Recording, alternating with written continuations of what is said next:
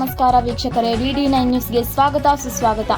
ಕರ್ನಾಟಕ ರಾಜ್ಯ ನೇಕಾರ ಸೇವಾ ಸಂಘ ರಬಕವಿ ಬನಹಟ್ಟಿ ಕೈಮಗ್ಗ ಅಭಿವೃದ್ಧಿ ನಿಗಮದಲ್ಲಿ ನೇಕಾರಿಕೆ ಮಾಡುತ್ತಿರುವಂತಹ ನೇಕಾರರಿಗೆ ನಿವೇಶನ ಹಂಚಿಕೆ ಮತ್ತು ಸಿಟಿಯ ಸುತಾರ್ ಒದಗಿಸಬೇಕು ಹಾಗೂ 55 ವರ್ಷ ಮೇಲ್ಪಟ್ಟ ನೇಕಾರರಿಗೆ 5,000 ರೂಪಾಯಿ ಮಾಸಾಶನ ಜಾರಿ ಮಾಡಬೇಕೆಂದು ಅನಿರ್ದಿಷ್ಟ ಅವಧಿ ಧರಣಿ ಸತ್ಯಾಗ್ರಹ ಕುಳಿತು ನೇಕಾರರು ಪ್ರತಿಭಟನಾ ಸ್ಥಳಕ್ಕೆ ಆಗಮಿಸಿ ಶ್ರೀ RV ತಿಮ್ಮಾಪುರ ಮಾನ್ಯ ಅಬಕಾರಿ ಸಚಿವರು ಮಾತನಾಡಿ ನೇಕಾರರ ಮನವಿಯನ್ನು ಸ್ವೀಕರಿಸಿದರು.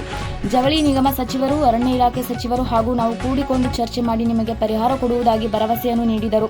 ಇದೇ ಸಂದರ್ಭದಲ್ಲಿ ಮಾಜಿ ಸಚಿವರಾದಂಥ ಉಮಾಶ್ರೀ ಹಾಗೂ ಶಿವಾನಂದ್ ಕೊಣ್ಣೂರ್, ತೌಫಿಕ್ ಪಾರತ್ನಹಳ್ಳಿ ಕೂಡ ಉಪಸ್ಥಿತರಿದ್ದರು.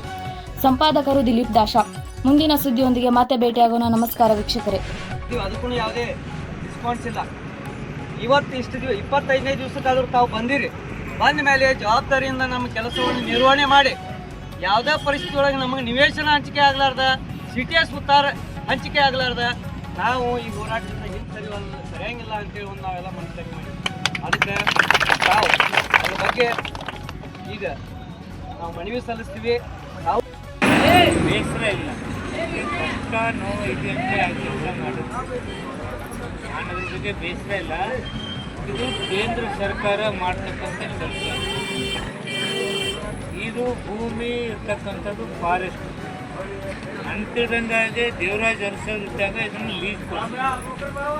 50 ವರ್ಷ ಲೀಸ್ ಇತ್ತು ಅಂತ ನನ್ನ ತಿಳುವಳಿಕೆ ಇತ್ತು.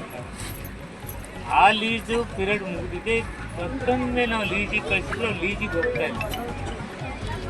ಅವ್ರು 50 ವರ್ಷ ಲೀಸು ಕೊಡೋಕ್ಕೆ ಫಾಯ್ದೆ ಕೇಂದ್ರಕ್ಕೆ ಹೋಗ್ಬೇಕು. ಕೇಂದ್ರ ಸರ್ಕಾರದಿಂದ ಒತ್ತಾಯ ಮಾಡ್ತಕ್ಕಂಥದ್ದು ಒಂದು ಕಡೆ.